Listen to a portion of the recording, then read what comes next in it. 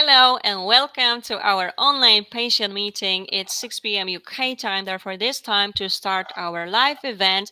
I am your host Caroline as always, and it's good to be back. And please just let me know you can hear me loud and clear, and that you can also see Dr. Jose. Hi, Dr. Jose, can you hear me as well and all is okay? Hi, Caroline. Yeah, I can hear you perfect. Excellent. Thank you so much. It's good to have you back with us. This is your second live event with us. So I'm really, really happy to have you back. So, and of course, you have prepared another topic and definitely interesting topic. So, plenty of information you will find out today, I'm sure. But before that, let me just remind you that all the Stronger Together events are brought to you thanks to our ambassadors and partners. You can see all of them right here. As always, I need to thank them for their constant support. And some of them already had a chance to present their topics. Some of them will still have a chance to present them. So stay tuned. And again, let me thank them for their um, assistance, for their support. And well, today we do have a very interesting topic, as I've mentioned. It is embryo quality and PGT-A, and our top expert is Jose Luis Pablo Franco, who is IVF Laboratory Director at Fertility Madrid and ART Vitoria. And of course, we will simply start with an introduction and short presentation from Jose, and then we will go for the most common questions. But after that, remember, this will be your opportunity to ask your questions. So you need to type those in the chat section so that Jose can help you out with them. So don't miss that opportunity and just simply go ahead and type those questions in. This is being recorded. So remember, if you have any issues with connection, anything at all, you will have a chance to rewatch it as well. And that is it from me at this point. Jose, are you ready to begin with the introduction and presentation? Okay, thank you very much, Caroline, for all your Excellent. help. Okay. Thank you. Okay, so good afternoon, everybody, from the Basque Country this time, and thank you for being here today to learn a little bit more, about two topics: is embryo quality and PGT-A. PGT-A means pre-implantation genetic testing for a nucleus. Okay, how the chromosomes are.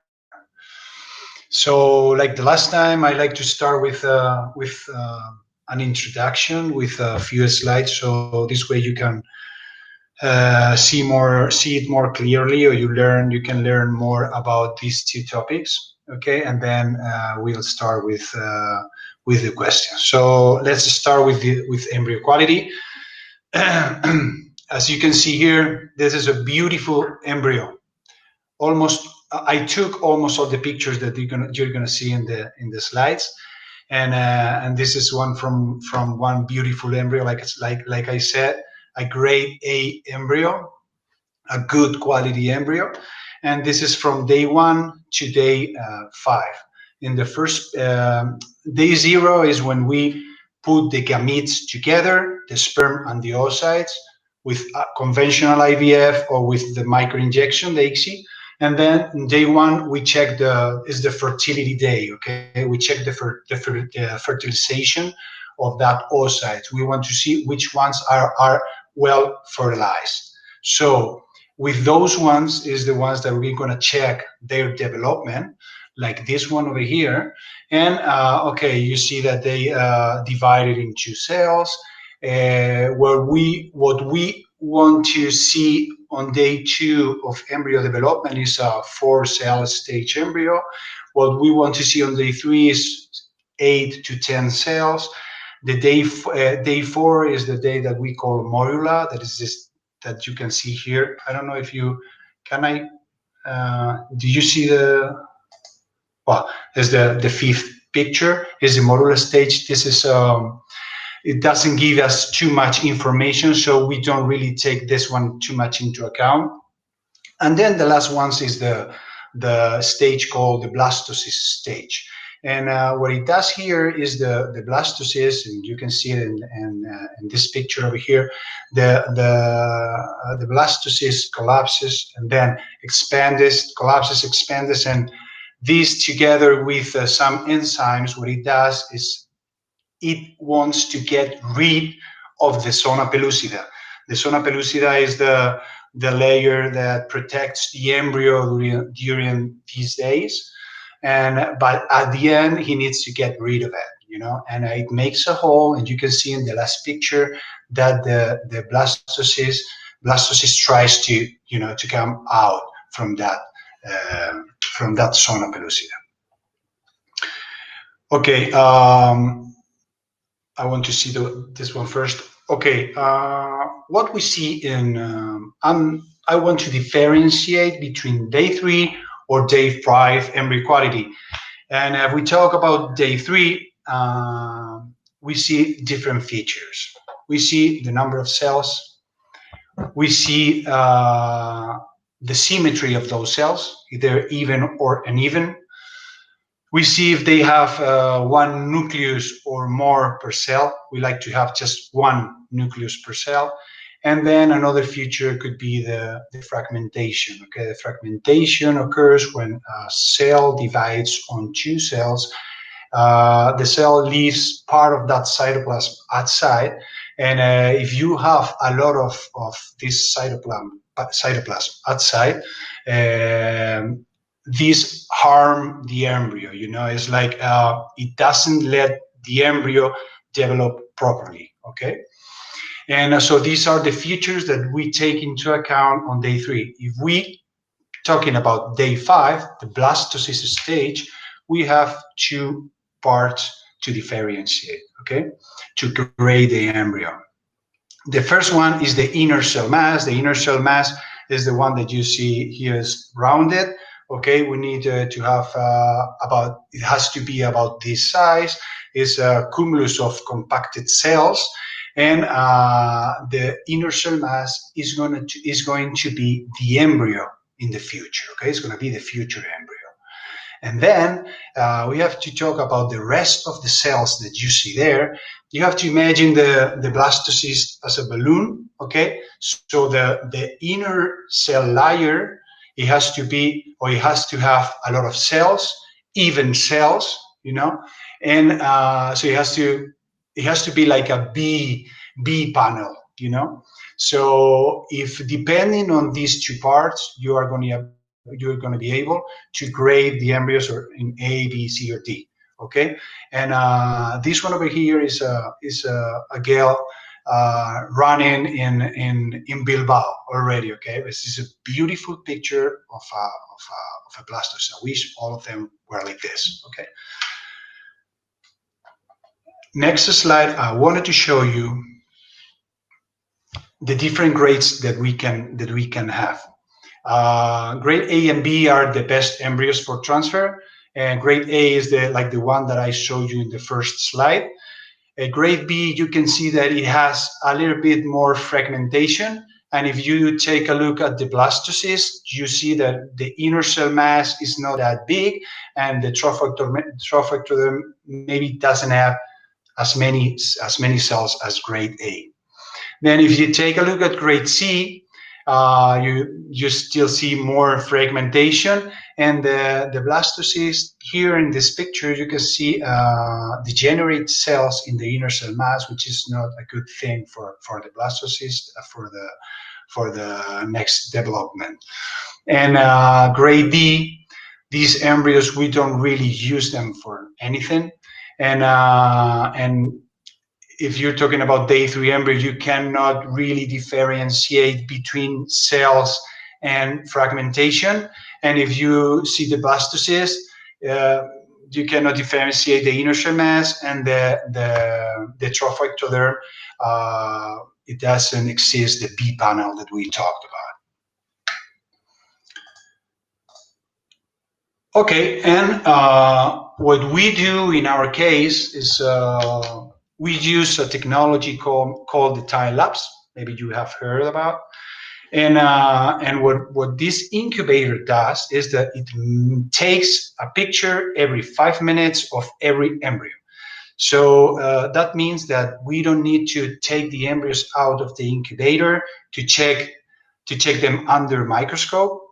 And so this way, the conditions are always stable. Conditions, I'm talking about temperature, I'm talking about CO2, O2. So that's good for embryo development.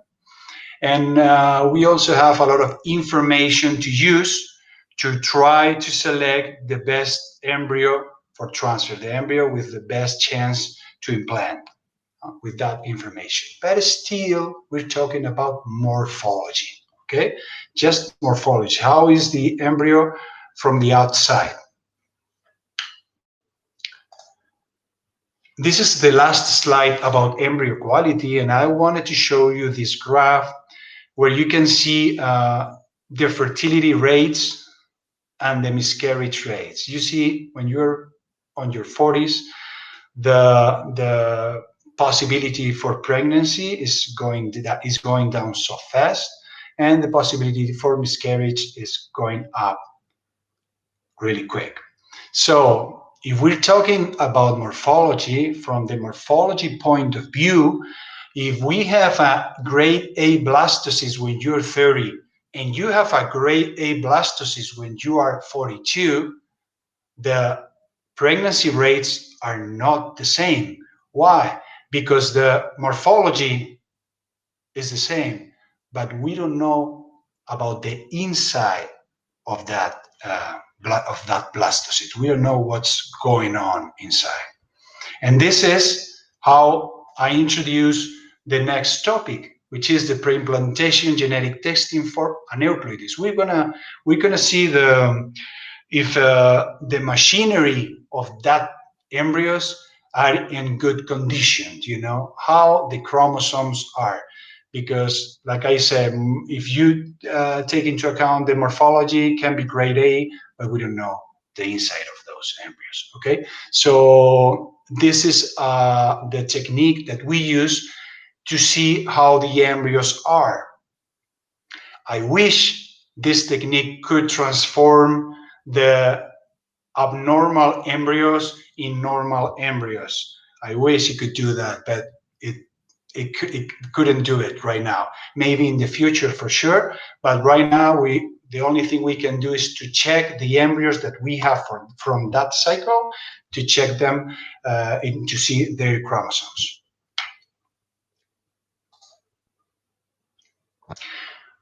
Okay, if we talk about indication for PGT-A, we could say that we can use it in women that have 2, 3 or more miscarriages. We have one indication, implantation failure, which means that they have had like 4 or 5 transfer with good quality embryos and they didn't get pregnant. So let's see what's going on. Let's see what happens with those embryos. Maternal age, when you are on your from the age of 39, 40, it's like a good indication, because like I showed you in the graph, you have a lot of possibilities for miscarrying. So and abnormal fish is a technique that we use for sperm, and we see the chromosomes of that sperm, part of the chromosomes. And if you have the result of an abnormal fish, could be an indication for PGT-A.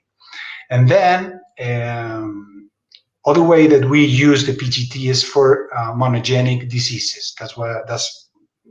That's just because the M, monogenic diseases like Steiner, Duchenne, Fragile, Huntington. What we do here is to analyze the embryos that we have to read offspring from the disease that their parents have. Okay, so this is a really good technique for these cases.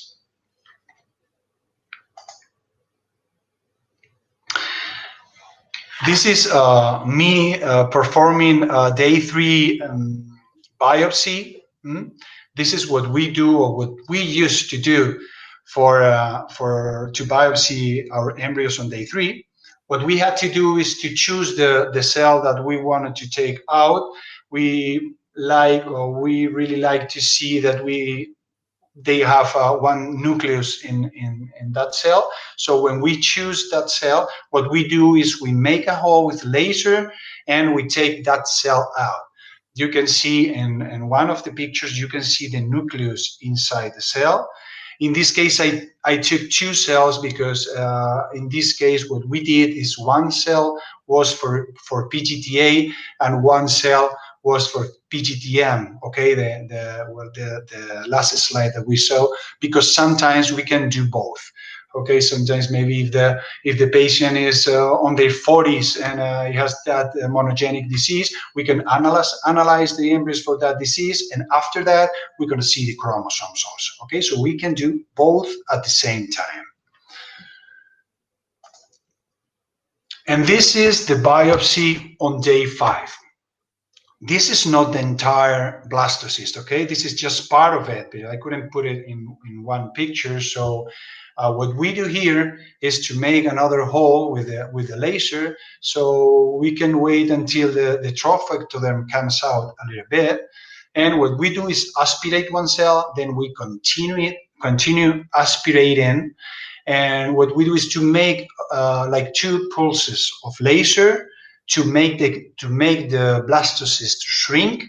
So when it is shrinking, it's easier for us to take more cells. We want to take about 6 or 8 cells from that blastocyst. And then what we do is we vitrify that embryo, that blastocyst, and we send those cells to our genetic lab, and we wait more or less like 1 week for the results of the genetic study. And the last one is just electronic microscopy from a day 3 embryo and a blastocyst embryo. And this is the wound that we make to them when we use the laser. It's not really a wound because, like I said in the first slide, the blastocyst wants to get rid of the zona pellucida.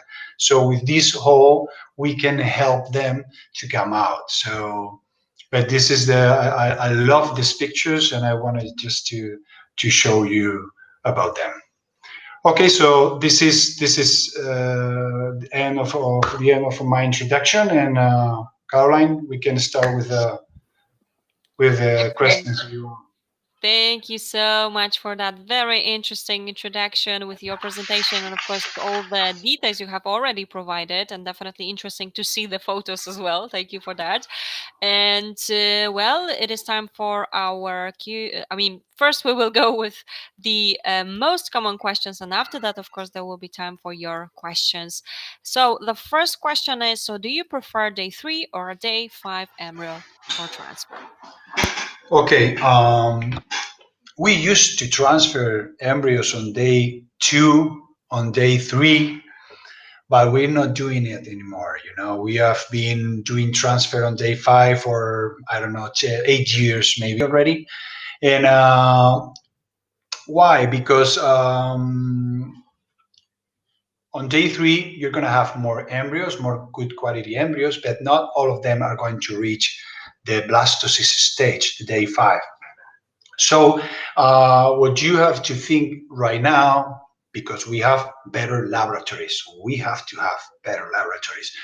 The embryos, I mean, the culture media is better now.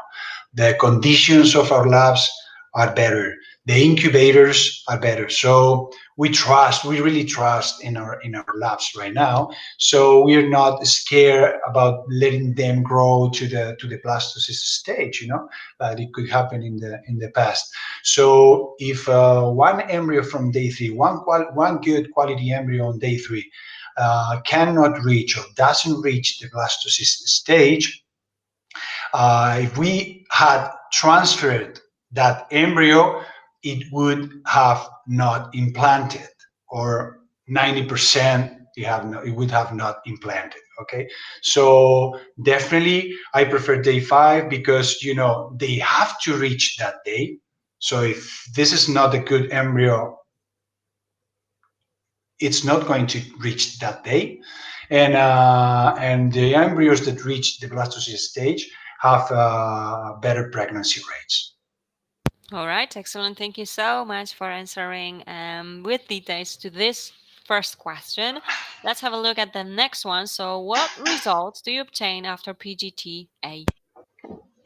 Okay, and this is a really good question. This is something that we need to explain to our patients when we have our first contact. If the proposal is to perform an IVF with a PGT-A, we have to explain the results that we're going to have.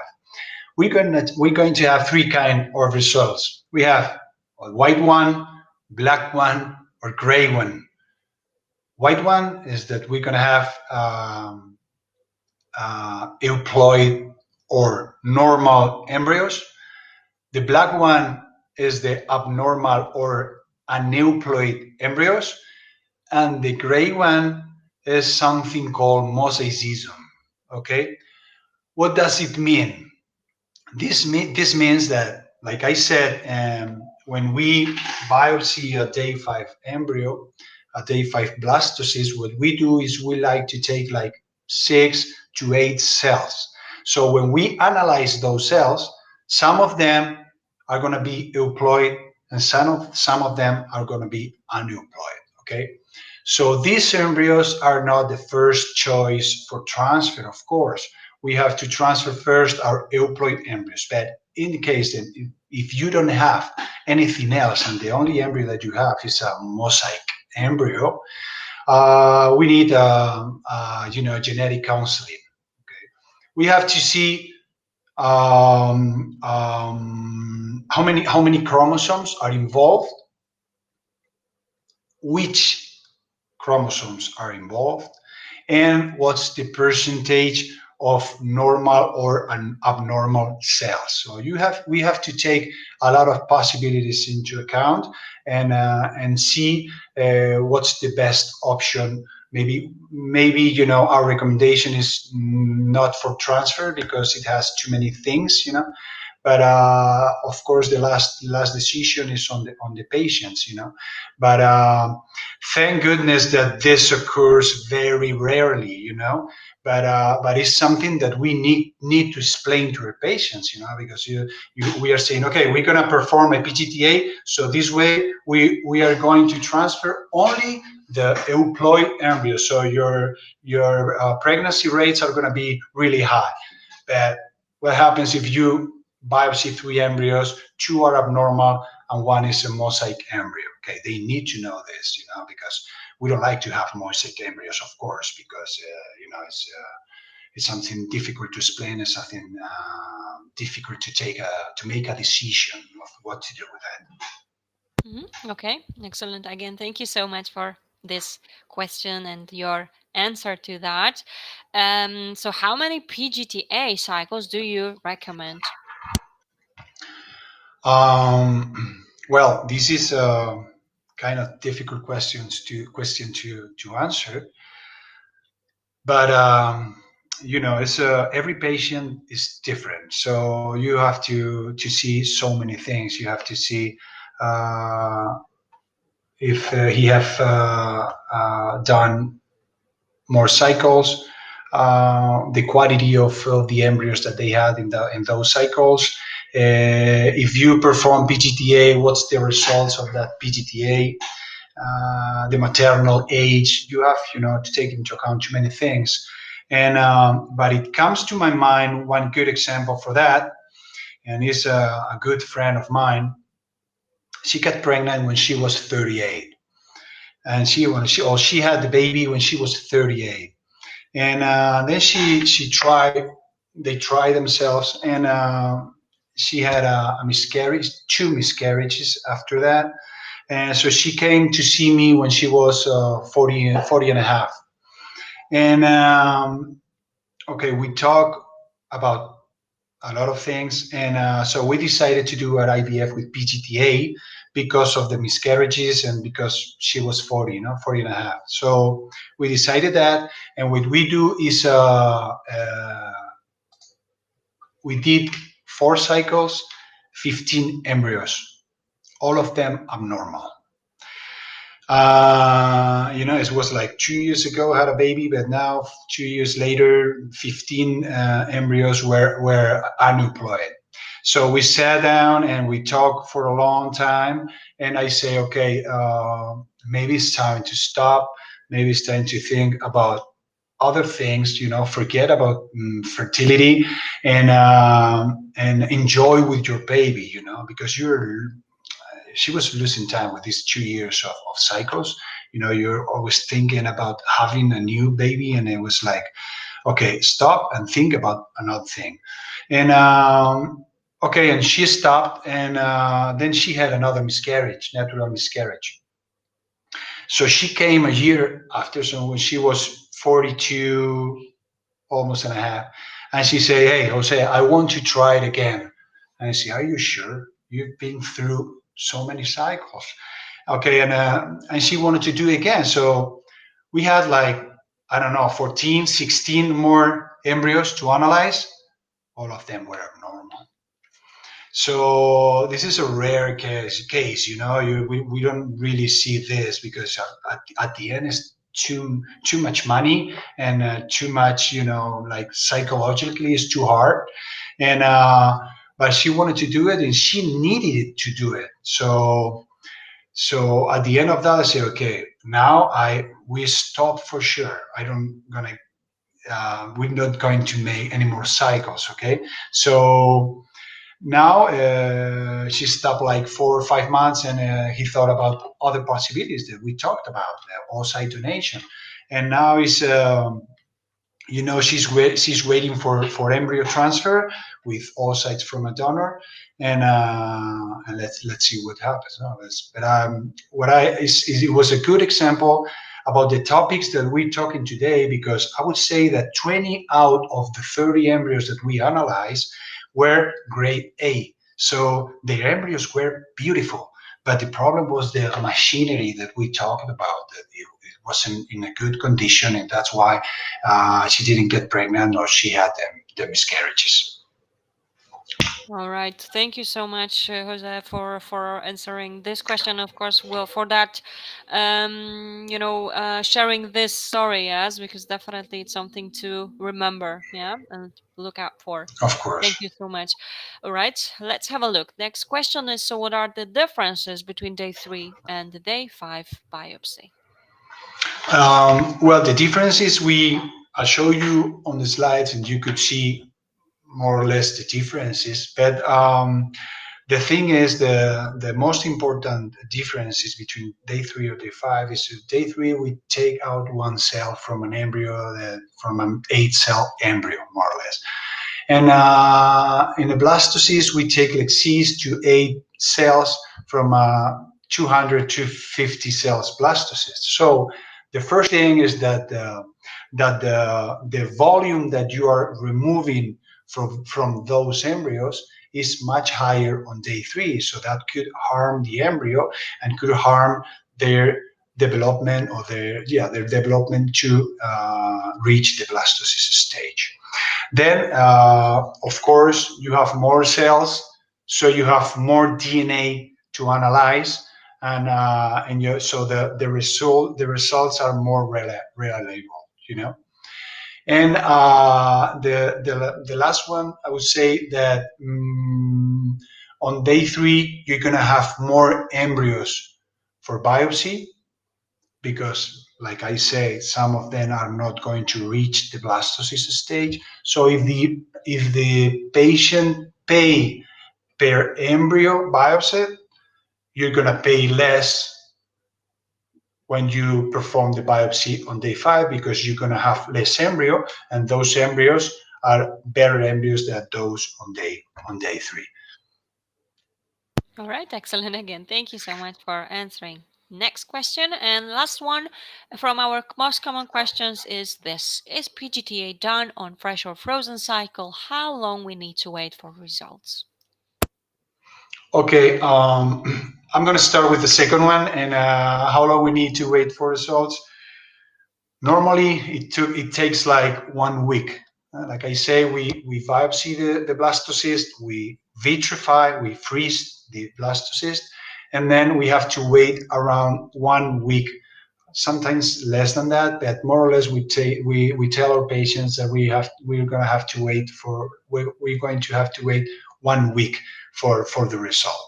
Okay, and after that, after we have the result, we have to prepare the endometrium if they want to do it in the next cycle, and we have to prepare the endometrium, and we warm that embryo, and we put it into the uterus. Okay, and in the first one, uh, of course, I prefer to do it on a fresh cycle. Sometimes we have to do it because maybe we don't have a result from that first biopsy, and we have to rebiopsy that embryo, and we don't really like to do that, because if it's frozen, you have to warm that embryo, you have to perform the biopsy again, and you have to vitrify it again. So it's too much for that. It's not a good thing to do it. And for sure, I prefer fresh. But what we do is, like I said, you go to the blastocyst stage, you biopsy that embryo, then you vitrify the embryo, and then you wait for that result, the week, that we talked about. And just in cases that we didn't get a good result, or they couldn't analyze those cells for whatever reason, that's when we have to perform the biopsy on a frozen cycle, no? Or in a frozen embryo. Perfect. Once again, thank you so much for answering this question, but also all the previous one. And well, it is time for our patients' question. There are a few ready, so we will be able to get to them. But anyone, if you have any questions, of course, now it is time for you to type those in. Let's start with the very first question. Jose, ready for it? I'm ready. Excellent. So the question is, so what about Hat Blastocyst CC quality? Is it worth it? Uh, Good question from Chucky. Um,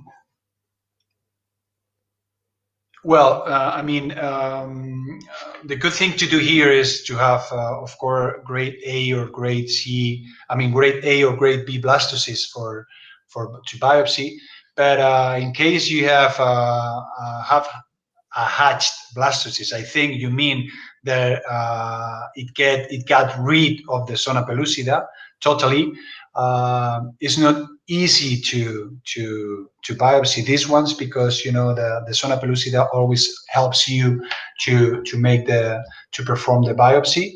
But is it worthy? I don't know. Depending on the cycle, if you have a lot of grade A or grade B blastocysts, I don't know. I think if you see any possibility for that blastocyst to have a good result, and it can implant in the future, I think it could be a good thing to valorate. But always depending on what you have. If you have a lot of good quality embryos, maybe, because like I said, this is not a really easy blastocyst to biopsy. All right, understood. Of course, thank you so much for your question, very first one, and of course for your help with this. And let's have a look. Next question: do you always have to have male and female karyotyping results before doing IVF with PGS?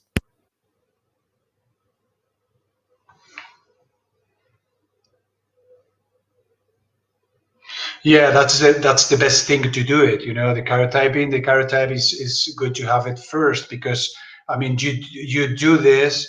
You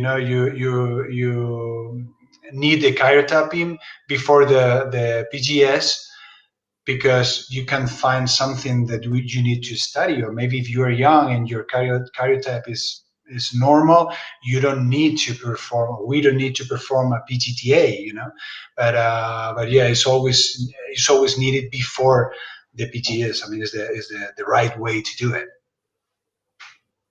All right, again, thank you so much for your question and for your assistance and answer to that. Okay, let's have a look. There is another question here. I have 5 blastocysts frozen, but I didn't do PGT-A. I am 40. What are my chances of pregnancy? Okay, hello, Amy. I don't know if you have performed a transfer yet or not, but I mean, sometimes it's difficult to answer this kind of questions. No, I mean, when you're 40, I would say your chances for pregnancy, if you don't analyze the embryos, would be around 30%, 25, 30%, okay, of pregnancy rate. We're taking into account all the embryos that we have. Okay, this is statistically talking. We have to take the all the blastocysts with patients on their 40s. So if you don't realize the PGT-A, so you don't know if they're euploid or aneuploid, you transfer all of them, and so the aneuploid ones are not going to implant, or if they implant, they're going to finish in a miscarriage, and only the euploid ones are going to implant. Okay, so with this, I want to say that your chance of pregnancy would be around 30%.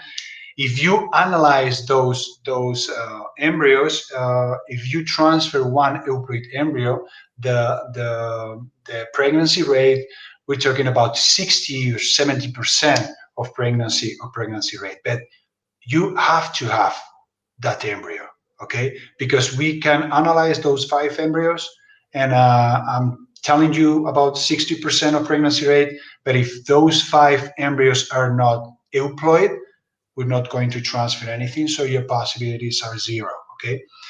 But if you asking me if I recommend you to do a PGT-A right now, I would say try at least 2 or 3 blastocysts and see what happens, and then maybe with the rest you can try the PGT-A. Okay, but right now if they're frozen, like I said, I don't like to, warm again the embryo, then vitrify again the embryo, and then warm again, like twice. And so I would say that try maybe 2 or 3 and see what happens, and then if you with the rest you can think about performing PGT-A.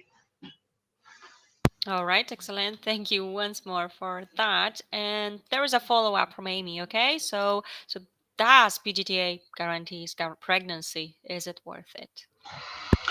The answer is no, because there are a lot of things. There are more things that we don't really know about.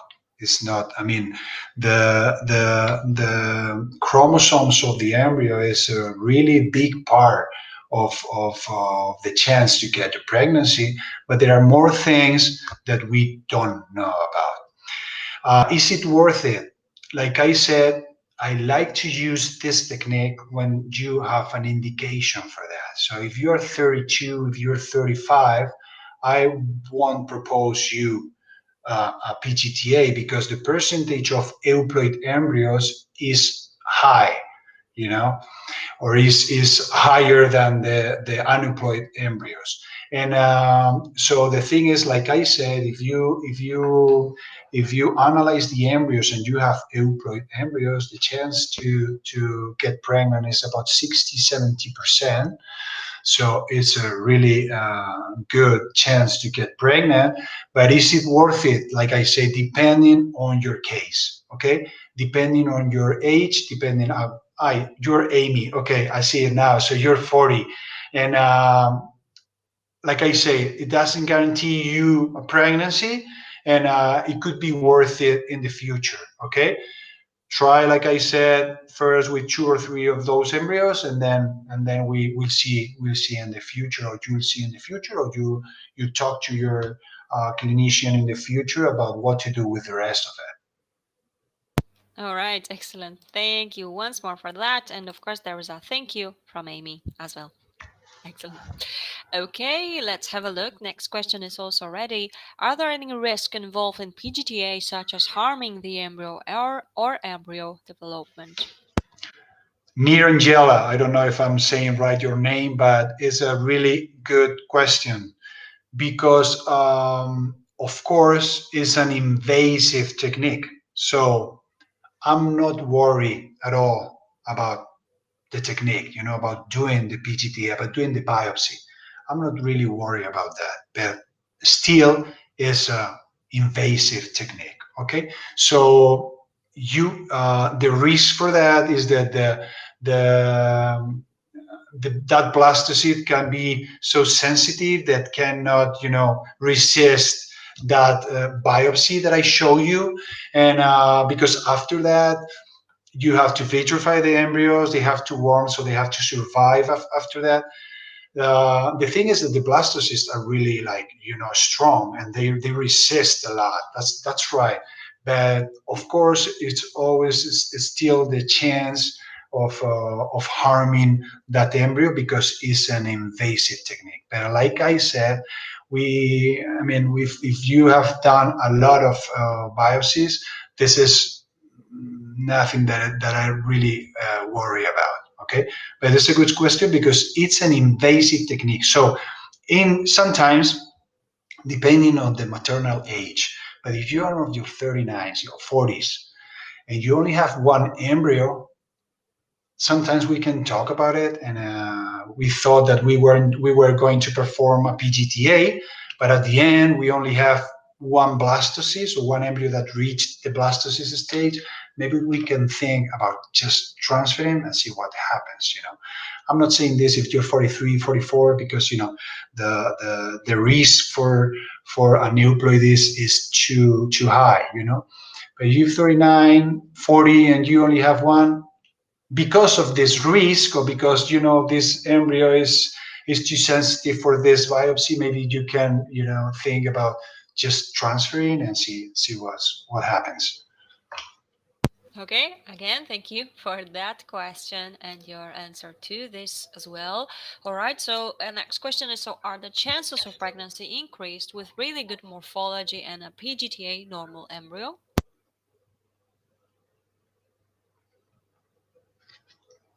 Hi, Stephanie. Of course. The first thing I want to say here is that we only perform the biopsy on embryos that have a chance to implant. Okay, bad quality embryos like some C's or D's, we don't perform the biopsy on those. Okay, so is like related to good morphology to PGT-A, and of course you have more chances if your embryo is a grade A, and you biopsy that embryo and your result is an euploid or normal embryo. Of course your chances are could be better, but the thing is that if you have the result of an euploid embryo, means that you have a lot of chances to get pregnant. Okay, but of course the morphology, and we have to take into account the morphology. Of course, I mean, if we have 2 or 3 euploid embryos, normal embryos, I'm going to transfer first the best quality embryo. Okay. All right, again, thank you for your question and your help with this. All right, next question is, so what's the average of healthy chromosomal blastocysts for every 10 PGT-A embryo tested?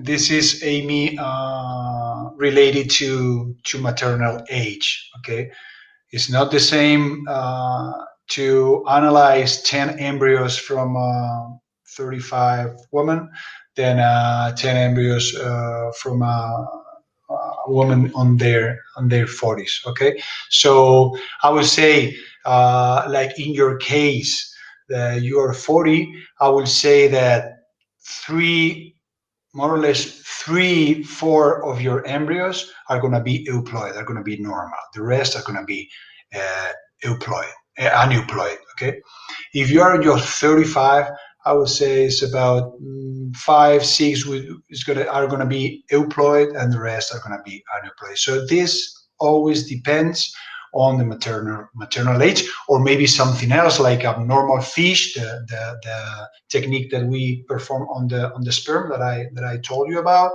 or or maybe sperm fragmentation, but basically on the maternal age. All right, excellent. Okay, and there's answer from Amy. Good news. Thank you. Thanks so much then. Right, and let's have a look. Of course, there is another question ready. So, is a day 6 blastocyst good? I mean, 6-day blastocyst, right? Day six blastocyst is correct to say that. Hello, Pamela. Of course, it's good. We have to differentiate here. If we are not talking about PGT-A, we're just talking about morphology. We normally like to have embryos on day 5. It doesn't mean that on day 6 are worse embryos, not, because sometimes the embryos need a little bit more times.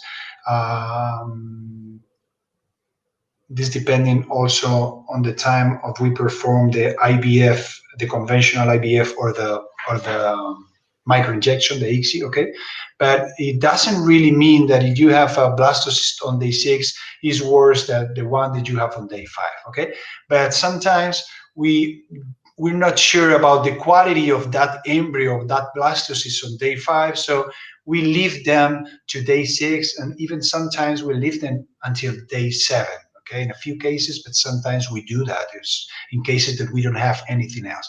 So it looks like maybe sometimes the embryos needs like one more day to reach a good quality blastocyst, but it depends of the cycle. Okay, like I said, I prefer to have blastocyst on day 5, and then the ones that I have in this cycle on day 6 could be, like worse, but this doesn't mean that you can get pregnant with blastocyst from day 6. Okay, I don't know if I was clear about this or not, Pamela. I believe all is good, but of course, if you would like to have a follow-up, you know what to do. Just type it in, of course. Thank you so much. All right, and next question, a bit longer one, so let's have a look at it, okay? So what portion of the biopsies embryos should you expect as you expect as no result? About 20-30% of my embryos came back as no result. The embryologist has looked at those embryos and they have said the out cell mass was poor quality with grade C for most of the embryos with no results. What could be other reasons for no results? Well, okay, yeah.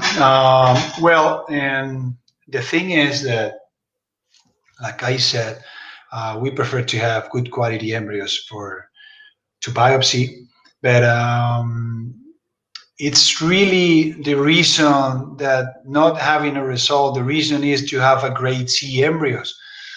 I'm not really sure about that. I mean, 20-30% of your embryos with no results, I think is too high. I would say 5-10 maximum percent with no results, depending on the quality of the embryos. Yeah, I'm not saying that. I mean, this is a really important thing, the morphology and the quality of the embryos. But I'm not sure. I mean, I think it's like I think it's too high, that percentage, and I don't know. I'm not sure if that could be because they're grade C, because the inner cell mass, or you say the out cell mass, you mean like the trophectoderm, I think, that we talk about. The trophectoderm is the B panel that we talk about, because we have to take only cells from the B panel, never from the inner cell mass, okay, because the inner cell mass is going to become the future embryo. So we have to take cells from the trophectoderm, I think is what you're saying here, the out cell mass, okay.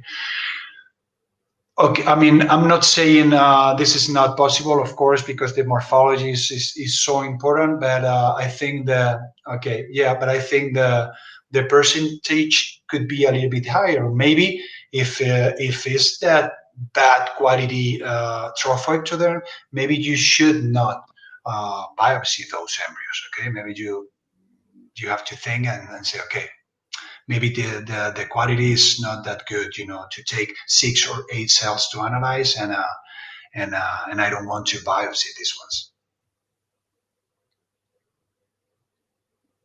Again, thank you so much for your question and, of course, your help with this. And the question, follow up, just came up here. Would you transfer them if not biopsy? What's the results of the, I don't know, Kenya, how many embryos did they analyze and what was the result of them? Because if you have 10 embryos and you're saying 20, 30%, so 7 embryos, you have the result for 7 embryos, and all of them are unemployed. Of course, I would say 3 cycles finally got 3 normal. So how many embryos did they analyze? About 20 embryos. Only 3 euploid embryos, and the rest.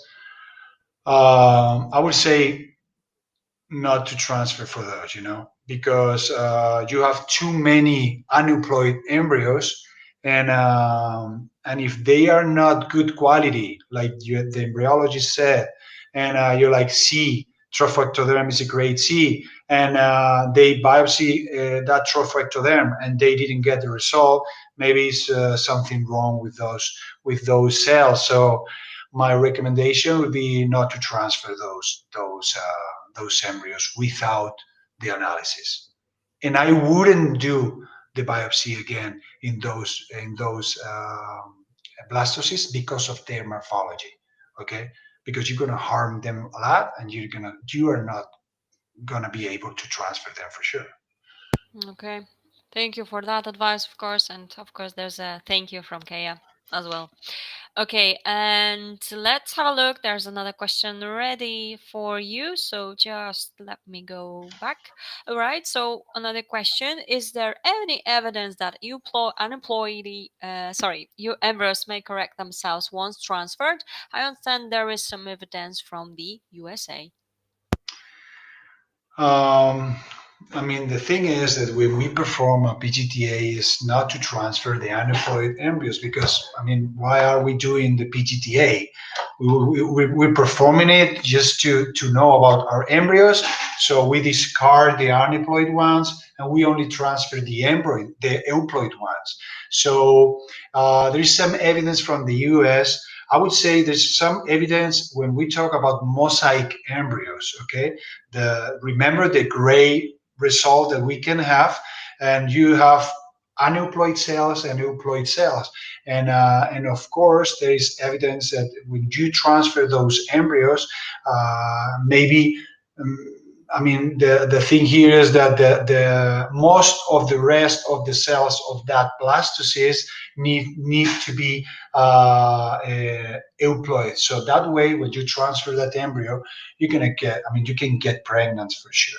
If you have a 100% aneuploid embryos and you transfer them, of course, this is biology, and you never. I mean, you cannot say always this is 100%. But I would say if you transfer an aneuploid embryos, that you're not gonna get pregnant, or you're gonna suffer a miscarriage. Okay. So I would say that evidence Right. should be more for mosaic embryos. Mm-hmm. Maybe they transfer aneuploid embryos because they didn't have anything else, and the patient wanted to transfer. We don't do that. I mean, like I said, if we perform the PGT-A, we don't transfer aneuploid embryos. But so we don't really have too many cases of that. That's true, but I would say you're not going to get pregnant with aneuploid embryos, or have a miscarriage, like I said. All right. Okay. Thank you so much once more for this question as well as your help with this. And next question, three parts actually of it. I have day 6 frozen embryo, 1, 3BC, 3CC, and 4BC. Would you recommend I use these embryos? And if so, which ones? I am 49.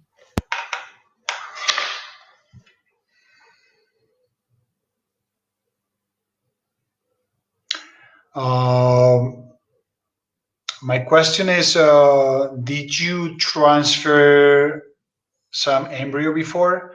And And there is like this follow up. 7 Sorry. eggs originally from donor eggs from my sister. Okay, we can do that. We cannot do this here. There's anonymous here, and we cannot do this. Just to mention, 4 were PGT, 3 came back good, and 1 unemployed. So they perform PGT-A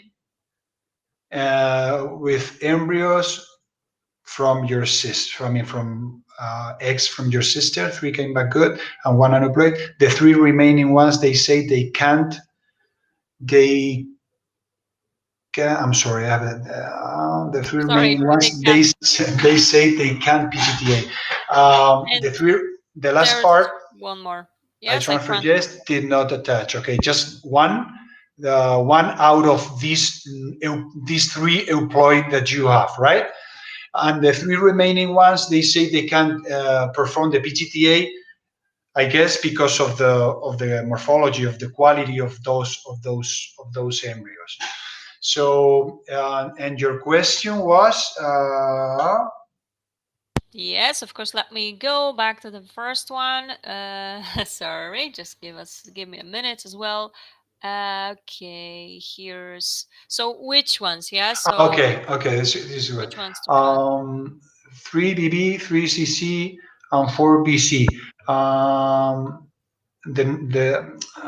maybe this is a different grading that we have here in Spain, because 3 BC, 3 CC, and 4 BC is the number. I don't understand the number that they put at the beginning, but for sure I will start with a BC. And I guess this BC is the grade for the inner cell mass and the trophoectoderm, I'm sure. And I will start with a BC, and I guess 3 BC is better than 4 BC. So I will start with that one. They're not two really good quality embryos. I don't know how old was your sister, but there's another question. Sorry, you didn't answer. This is for from previous patient, so we will go Ah, okay, back. okay, okay. Yeah. So yeah, in this case, I don't know how old was 34. Okay, your sister was 34, and I only have 3. Well, I mean, if they are employed, just try with them. I mean, even though they have no really good quality, just try them because they are employed. So of course, start with the BC, and then I guess the CC, and then the 4 BC. I think that would be the order of those ones. Okay, but if they're employed, of course, just try. All right, excellent. Thank you so much for providing the details, of course, and your recommendation to this one. Okay, let me have a look. There are like 2 questions left, so I believe so. If you have any left, go ahead and type those in. If not, we will be finishing slowly. But the question is right here. I have had 2 PGT-A embryos transferred. One failed to implant. Another resulted in a chemical pregnancy. We are going to have another cycle with PGT-A. Would it be appropriate to transfer two PGT-A embryos and age 42? Okay, Kaya. So you're trying with your own oocytes, right? And the answer for that is that, of course, you have to perform a PGT-A again of your embryos, and I would say that here. I would not recommend to transfer 2 euploid embryos at the same time. Okay, we don't like that. We prefer to transfer once on a time. Okay, why? Because you are 42, and maybe you are look very well, and now in our 40s we look really well. We're just like the last 30s.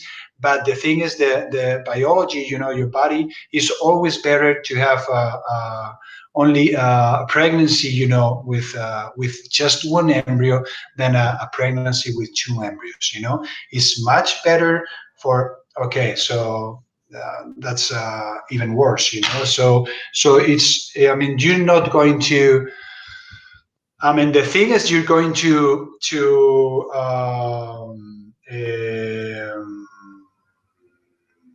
A would say, I don't know what. I mean, you're going to have more risk for that pregnancy. Okay, you're going to increase the risk of that pregnancy.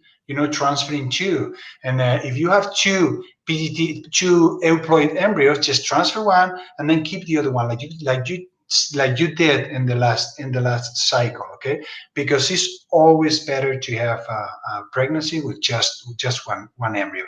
Don't doubt it. Okay, I would say that for sure. All right, excellent. Again, thank you so much for this. And of course, there's a thank you from Kea as well. Okay, and sorry, there is another follow-up from Chaos. You didn't answer what other reasons could there be for no result for PGT-A biopsied embryos? Okay, well, because we are just with PGT-A, what we are doing is analyzing the embryo. Okay, the um, the the inside, the chromosomes is what we do with the PGT-A.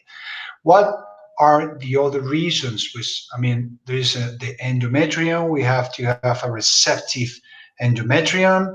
The embryo needs to be in contact with that endometrium, needs to talk to it and see if the endometrium let the embryo implant there. So this is the part, the apposition and the implantation condition. We don't really know about it sometimes. I mean, you can prepare the endometrium as well as you can take whatever you have to take to make it more receptive, but still, once we transfer the embryo inside the uterus, there still are things that we don't really know. Okay, so that could be a reason. Or even though the embryo, even though it is an euploid embryo, it it's like it collapsed for whatever reason, and it got blocked, so it can't implant into the uterus. Okay, but the most important other reasons would be the dialogue between the embryo and the endometrium. All right, again, thank you so much for that. And let's have a look because, yeah, sorry, there is a follow-up. So, but by no result, I mean the biopsy result was an aneuploidy, uniploidy, and no result. This is the biopsy result itself. Okay. Okay, sorry, there's one more. So the biopsy did not produce, okay, the result. By no result.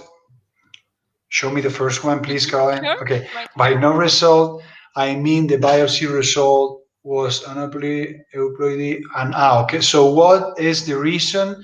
Okay, that's like I say, white, black, and gray, and there is another one that like this one here, this with no result. What's the reason for that? Okay, the reason for that could be like we talk, I think, with some other patient here, is the morphology, the quality of those embryos could be one reason. Maybe the reason is that we didn't perform the biopsy well, or we have to put those cells inside a little small tube, and this is something, and we have to do it under the microscope, and sometimes we don't do it properly, or maybe for whatever reason that DNA doesn't comes out when you have to analyze them with the technique that we use for that, and for whatever reason the DNA doesn't come out from the nucleus, and sometimes it's something inherent of the technique. Okay, but the thing is not to have too many no result embryos. All right, excellent. Thank you for clarification to this question and, of course, for your help with it as well. All right, and there are like a few questions more, so let's have a look. This is the next one.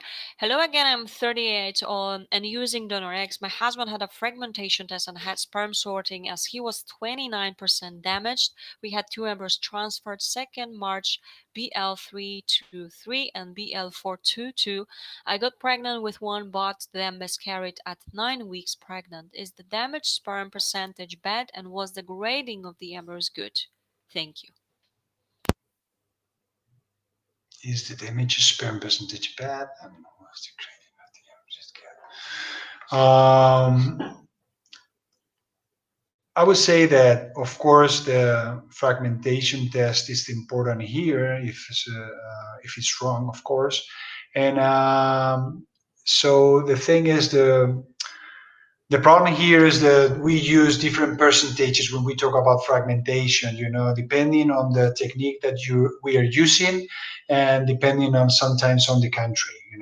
And they say it was 29% damage. Is not that bad, but I don't know what's the, like the cat for that. For considering normal or abnormal sperm when we talk about fragmentation. Of course, if your fragmentation is damaged, uh, I think the PGT-A could be a good thing to do. Sometimes we use like a platform to put the sperm on it, and the sperm that comes out from the other side of this platform is the one that is not fragmented.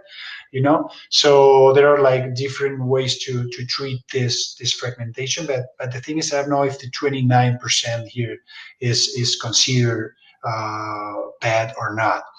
And the blastocyst, like I say, I'm not really sure about 323 or 422 what that means, because we're not following this grading, and it's difficult to say. And but you're 38, so you are about to think about PGT-A. So if your fragmentation is not good, and your blastocysts, I don't know what they tell you, if they tell you that they were good or not. Maybe it could be a good option to take. I mean, option to perform a PGT-A in those embryos. And again, thanks so much for this explanation. And well, um, of course, And, sorry, and, there and is. even more, I'm sorry, Caroline, and even more, Pamela, if you already have had a miscarriage, so for sure in the next cycle, I will try a PGT-A. All right, the patient has added that she's doing it in Poland and she would like to. Thank you, of course, as always. Okay, perfect. And let's have a look. There are like 2 questions left, I believe. So, of course, we will be slowly finishing. And let's get to the next one. I am 38. I have 2 recurrent miscarriages and 1 biochemical pregnancy. Should I try IVF without PGS first by picking best morphological embryo, or do PGS from the start? Um, I would say for sure PGT-A. Okay, because I guess this is going to be your first cycle, and you already have 2 recurrent miscarriages, 1 biochemical pregnancy, which is something, okay, that we don't really know what happened there, but you have it, and you are 38. Like I say, you're close to 39, 40, which is a good indication to perform the PGT-A. So I will do it for sure. Okay, just in case that you only have 1 embryo, like I said in one of the questions, only 1 good blastocyst, it's just the only blastocyst that you have, you can try it, but you already have had 2 miscarriages. So I will go for the PGT-A. And excellent again. Thank you so much for your question and, of course, for your help with that. And it looks like this was our last question. And, of course, so thank you for all your questions. And, of course, Jose, for your help with all the questions, but also for your presentation, for all the details. As you can see, there are more questions coming up. And, of course, it's always a pleasure to have you with us. So again, thank you so much for joining our initiative, for joining our event tonight. As you can see, more of those thank yous coming up, so you can see all of them. And is there anything you would like to add?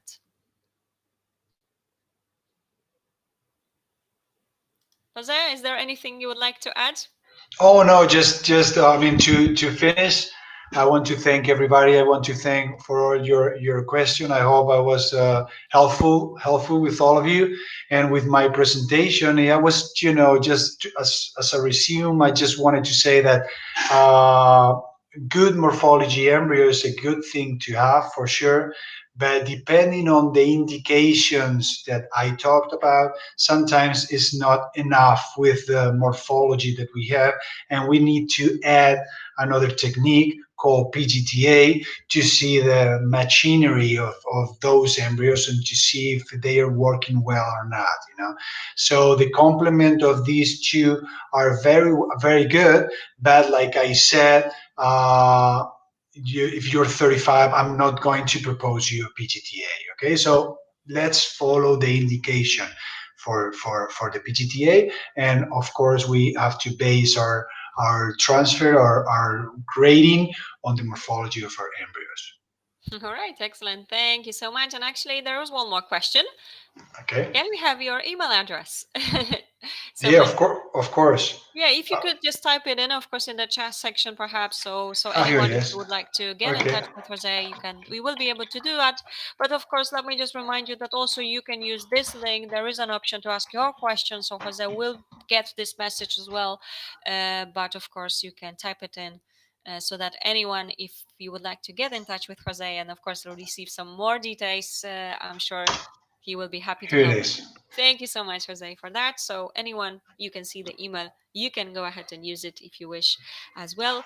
And that will be it for today. But of course, remember, we will be back. There is another topic today that we are going to present. It's IVF after 40. So I hope you will be able to join us at 8 p.m. UK time. And well, simply, I'm sure you have some more questions. So go ahead and register if you haven't already. But of course, let me just remind you as well that this has been recorded, therefore you will have a chance to re-watch it. It will be uploaded tomorrow on our YouTube channel as well as myivfnss.com. And if you would like to stay tuned with all of our upcoming events, you can also find all those on our Facebook page or Instagram. So I can only encourage you to check it out. And well, Jose, thank you so much for joining. I do hope that we will have another opportunity to have another webinar with you. It's always a pleasure to have you here. Thank you so much. Have a lovely and relaxing evening. And to all of you again, thank you so much for your constant, attendance to our webinars as well. Thank you Okay. all. Thank you Bye. very much, Caroline, for your help, and thank you everybody for your questions. Bye bye. Excellent. Thank you. Bye. Bye.